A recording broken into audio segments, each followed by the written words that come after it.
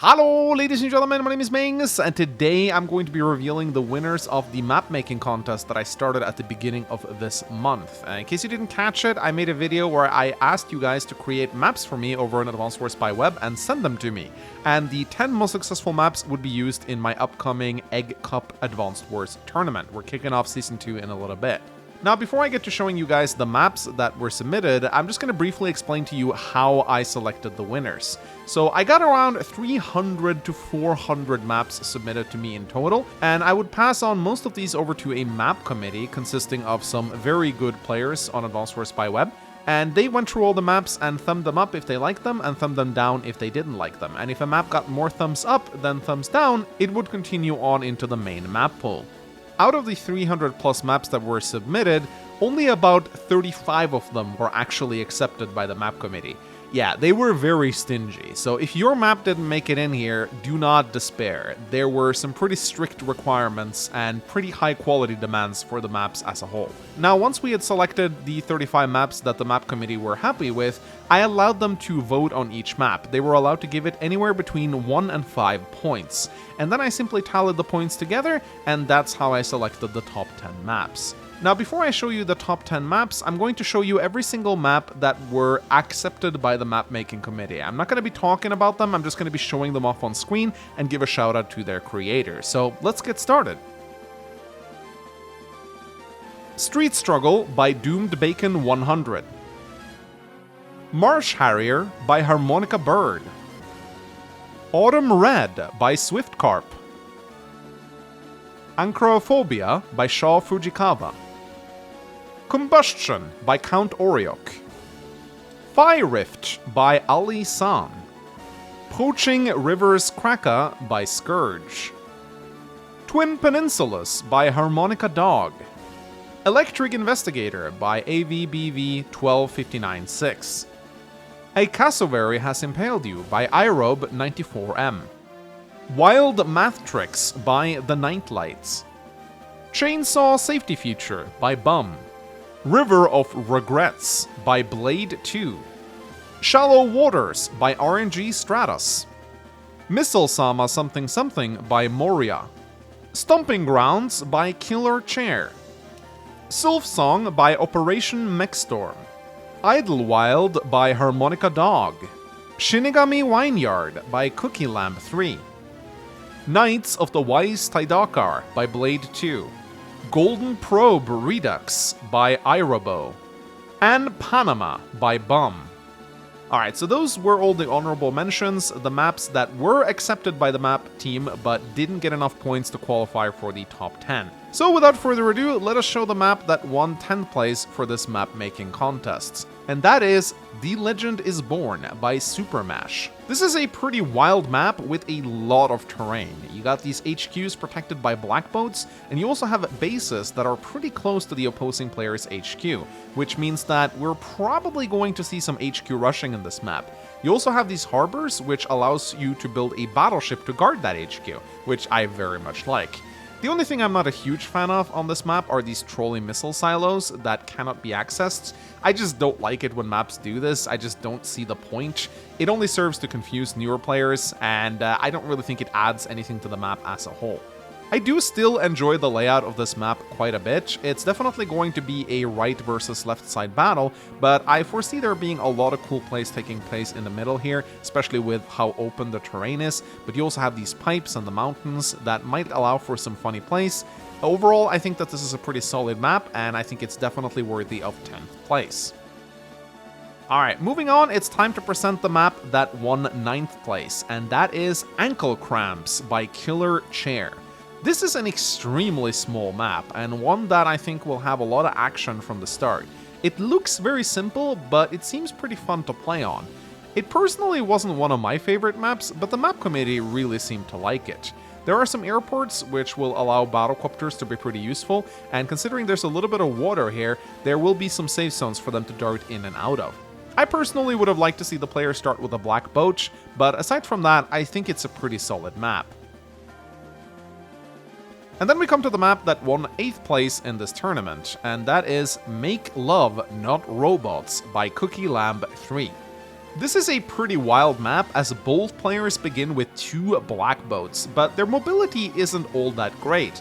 However, it will still allow the players to boost some infantry in the center, and the black boats themselves can also be used to repair frontline vehicles like tanks, artillery, and resupply air units. So there's a lot of cool things you can do with these black boats, despite their limited mobility. You do have a strong side, weak side component of this map, where you have 2 bases versus 1 base, and on that side you also have the HQ, so there definitely is going to be a lot of pressure on the HQs as the map goes into the late game, which I think is a good thing, because that means that the maps won't draw out into a complete stall. Generally speaking, one player is going to capture the opposing HQ sooner or later.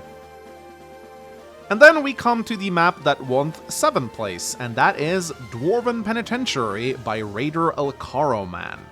This is a very wacky map. You start out with these artillery on the opposing sides, which kinda locks down the other player's base, but you can move your infantry out of their range. They're usually stuck unless you somehow forget to build a unit on the first turn.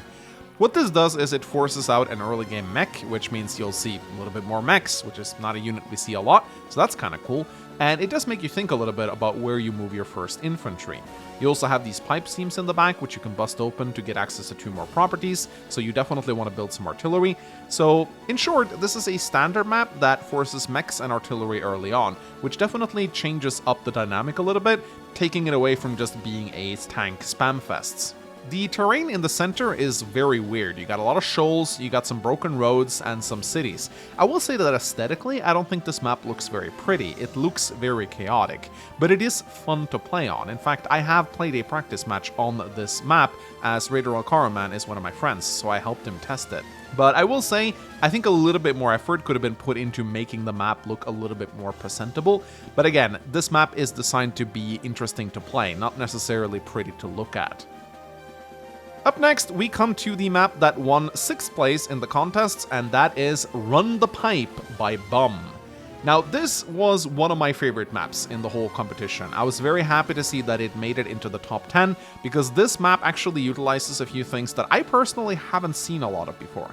Now, you may think immediately upon seeing this map, wait, why do I see 3 different colors here? What's up with these soldiers in the middle? Weren't we supposed to make 2-player maps? And yeah, this is a 2-player map. There are only 2 HQs on this map, but you have some neutral NPCs, if you want to call them that. Now, these infantry won't move around, they can't be controlled, they'll just stand silently and guard the bases in the center, and you're gonna have to kill them if you want access to the base. So they kind of serve as stationary guardians, I guess? So that's kind of interesting. However, even cooler is that both players starts with a pipe runner that is blocked in with a lander. So this lander will need to be destroyed before the pipe runner can move across the pipes and actually join the middle. The pipes do go pretty heavily into the center, but you can blast their edges so that you can limit the movement of the pipe runner a little bit. I personally think pipe runners are really cool units, and I do like maps that allow for some pipe runner play, which is definitely the gimmick of this map considering it's named Run the Pipe. In addition to all the other wacky elements of this map, it does really look like a lot of fun to play. The pipes can be blasted open in several locations to reduce the mobility of the pipes and also to reinforce with your own units. So as soon as you get your pipes out into the center, you definitely want to blow up some of these seams so that you can actually move your units through here. Overall, as I said, this is one of my favorite maps in the competition, and I'm very happy to see that it made it into the top 10. Then we come to the map that won 5th place in this competition, and that is Rivalry Lake by Meniscon. Now, when I initially looked at this map, I thought it looked pretty terrible. I just didn't like the layout of it. This little bridge in the center here didn't really look like it would do much, considering you can just plonk artillery down and prevent any unit from coming through here. But the more I looked at this map, the more I realized that it actually looks pretty fun to play. Obviously, you do have this bridge in the middle, and there can be some units moving across it, and you can see the HQs are also very close to it, so if you're not careful, the enemy can try to push through here. However, the unit that will really shine on this map are battlecopters. Both players do have an airport. It's pretty far away from the center, but once battlecopters start arriving in the center here, they are going to be very dominant. They can easily dart out of range of anti-air, And if you combine a battlecopter attack on your opponent's HQ, backed up by artillery, mechs, and tanks, it can actually be pretty devastating, and I can actually see HQs falling on this map, despite them being very close to a base. Because this map is a 2-base map, and the second base is pretty far away from the HQ, so I think this can catch a lot of players unaware if they don't guard against it properly. However, you do have these harbors right here, which can deploy a battleship to protect your HQ if you have the funds for it. Again, I'm kind of surprised that this map looked pretty bad, and I never in a million years thought that my map committee would accept it, but they did, and not only did they do that, they also voted it pretty highly, so I think this map will end up being pretty interesting to play on. Alright, so now we're moving on to 4th place, and now we're really starting to get down to the best maps of the competition, and here we find the map Catch of the Day, also by Bum. This is a map that I like a lot. There's so many cool elements to this map, and it's really creatively made. I love the starting black boats. There's already going to be a lot of decision making in how you wish to transport your infantry. You got a lot of options here. This black boat can go either here, it can go here, here, or here. So you got practically 4 different choices in where you wish to unload your infantry, which leaves room for a lot of strategy. You got these comm towers right here, which are pretty far off the beaten path, but I can still see them falling to the enemy if you're not careful. Each player starts with 3 bases, and they're really clumped closely together in the center, and in such a way that newly deployed infantry can be loaded straight into the black boats, which means they can join the fray right away. There are also 2 labs on each side. For those of you who don't know, when a map on Advanced Wars by Web doesn't have an HQ, then the labs become the HQ, and you'll need to capture all of them to win. I wouldn't say these labs are exposed, but they're definitely in such a position where I can see a game being ended with a lab capture, especially if it's a Sami game. Overall, I think this map is the complete package. It is interesting, it is unique, it is gorgeous to look at, and it looks like it would be a ton of fun to play on, so I'm very happy it made it this far.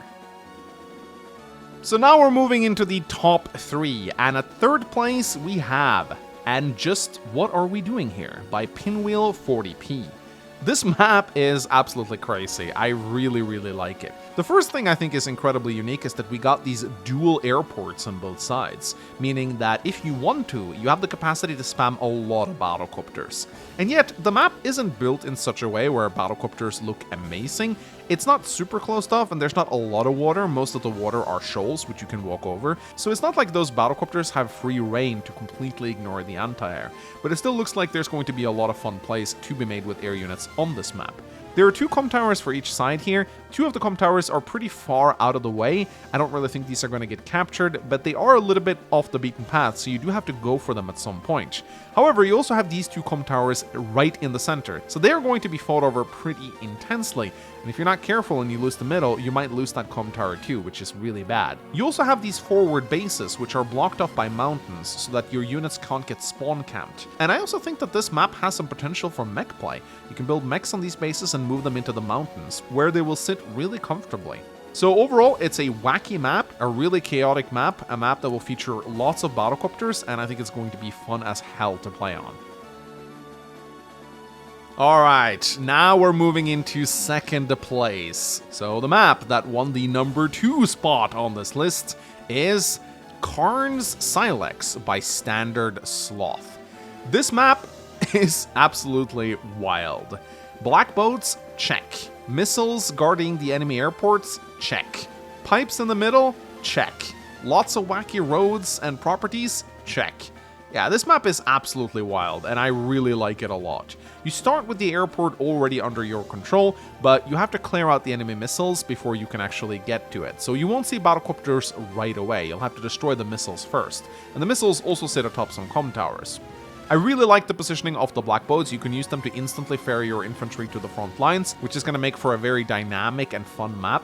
There's only a single lab for each player, and they're also pretty exposed, so they are definitely something which can be captured if you're not careful, especially in a Sami game, so you really have to be on your guard for that.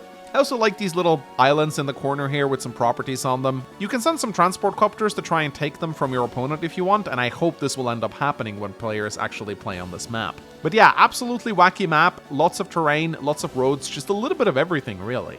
It looks super fun to play on and very interesting as well, so congratulations to Standard Sloth for getting the 2nd place in this competition. And finally, winning first place in this map-making competition is the map Botanical by Irobo. When I first saw this map, I didn't really think it would do that well, and I was very shocked to see that it received nearly a perfect score from my map-making committee. Most maps like this tend to have a strong side and a weak side, but this map basically just has a strong side and a strong side, because both players have all three of their bases facing the enemy's HQ. This leads to a very aggressive HQ rush-style map. However, both players start with landers, which they can use to ferry reinforcements over to their HQ to protect it. And we also have airports in the center, which can also be used to deploy units to guard the HQ. So I don't think the map will end quite as quickly as you may think. Overall, this map doesn't look that crazy. It's kind of simple and clean, but I think that's why it did so well among my committee. It's just a really clean, well-executed map. So yeah, congratulations to Irobo or however your name is pronounced. You won the entire map contests. So how I'm going to be doing it for the Egg Cup is that the top 10 maps is going to be played in that sequence. That means that this map, Botanical, will be the first round of the battle, and then it's going to go down the lists. So that means that most players in the tournament will get to play this map in the first round. Alright, ladies and gentlemen, I'm going to be linking every single map shown here in the video description if you want to go check them out for yourself. Definitely go and leave a comment or a rating on some of them if you thought they were enjoyable. I'm sure the map makers would like some feedback. And to everyone who submitted a map that wasn't shown in this video, I'm sorry, I wish I could show every single map. But my map committee were pretty stingy. I would like to give them a big thanks though, because they spent a lot of time sorting through maps and rating them, and I'm very grateful they did, because I wouldn't have been able to sort this out on my own. Anyway, ladies and gentlemen, thank you so much for all the amazing maps. I'm probably going to host a competition like this in the future, and I will be posting a video announcing the start of Egg Cup Season 2 soon, so stay tuned for that. Alright, ladies and gentlemen, thank you so much for watching. My name is Finn Mengs, and I'll see you guys next time. Bye-bye!